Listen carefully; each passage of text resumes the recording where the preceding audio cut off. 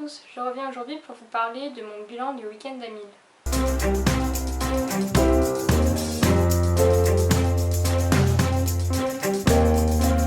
Donc pendant mon week-end à Mille, je vous avais montré 4 livres je crois.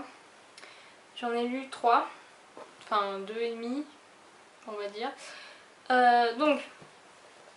Mon livre en cours le vendredi soir quand le week-end à Mille a commencé, c'était Vertige de Franck Tillier, donc je l'ai fini. Il me restait 200 pages à lire je crois. C'est du Franck Tillier donc forcément j'ai aimé. L'intrigue de base m'a fait penser au film d'horreur Saw.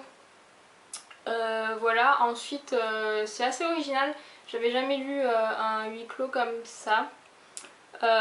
Donc pour info c'est un one shot, donc il n'y a pas Franck Charcot n'est pas là. Mais bon tant pis, hein. Des fois il faut faire sans.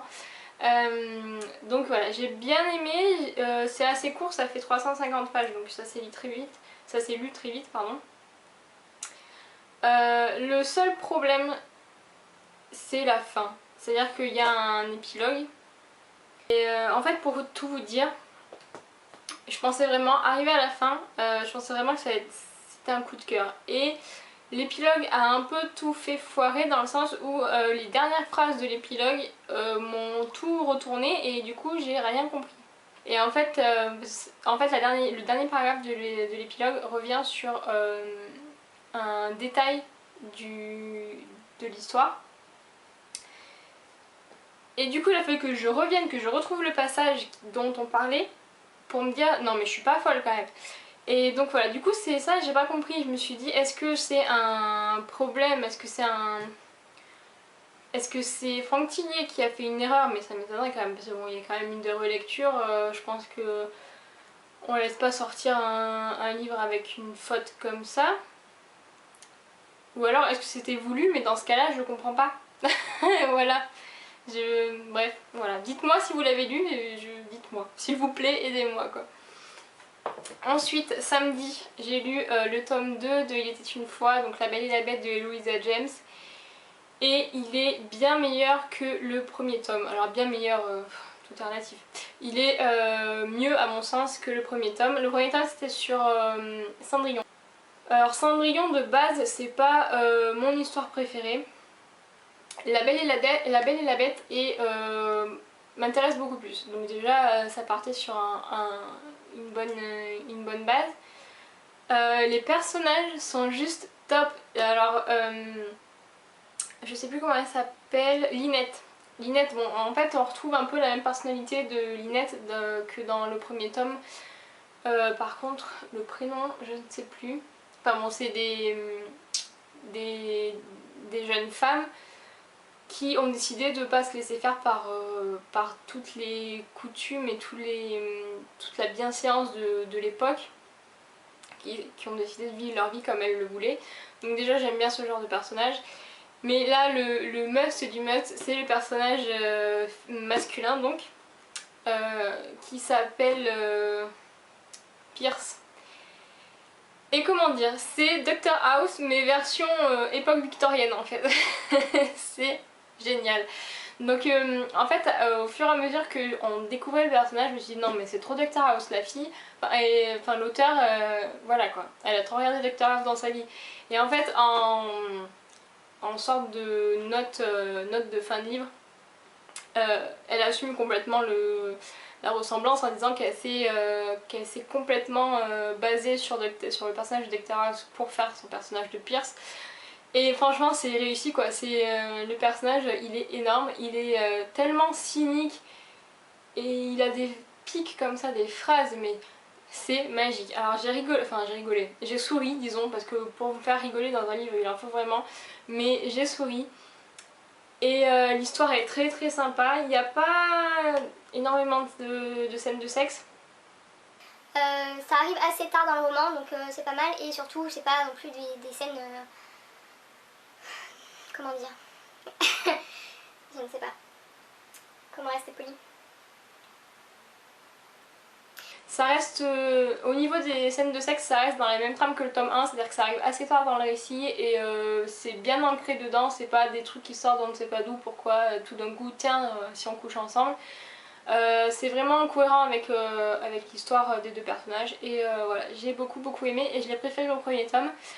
Et donc je suis très contente de l'avoir lu. Et le troisième tome c'est sur la princesse au petit pois. Alors c'est pas une histoire que je connais énormément, mais j'ai bien envie de voir ce que ça donne aussi. Donc voilà. Et donc dimanche j'ai commencé, non, je dis j'ai commencé en fait le dimanche j'ai lu 80 pages. Voilà le truc inutile. Mais bon du coup ça rentre dans le challenge du week-end d'Amil. J'ai lu Chronique de la fin du monde, le premier tome au commencement de Suzanne Beth Pfeffer. Alors changement de tête parce que bien sûr comme à chaque fois, je n'ai plus de batterie quand je filme.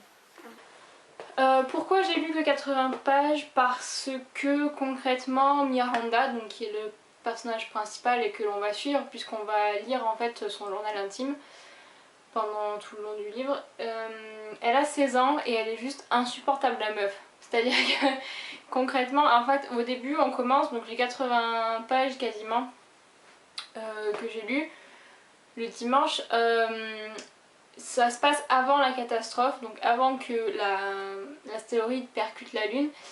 Donc du coup c'est vraiment la vie normale de Miranda et elle est tout le temps en train de se plaindre cette meuf, mais c'est hallucinant quoi, mais c'est vraiment le cliché de l'ado relou. C'est-à-dire que je sais pas, enfin bref, j'arrivais pas à la supporter.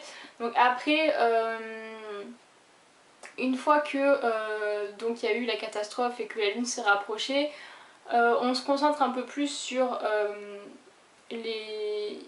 ce que ça implique que la lune se soit rapprochée, donc tout ce qui est marée, etc. Tout ce qui est phénomène magnétique en fait.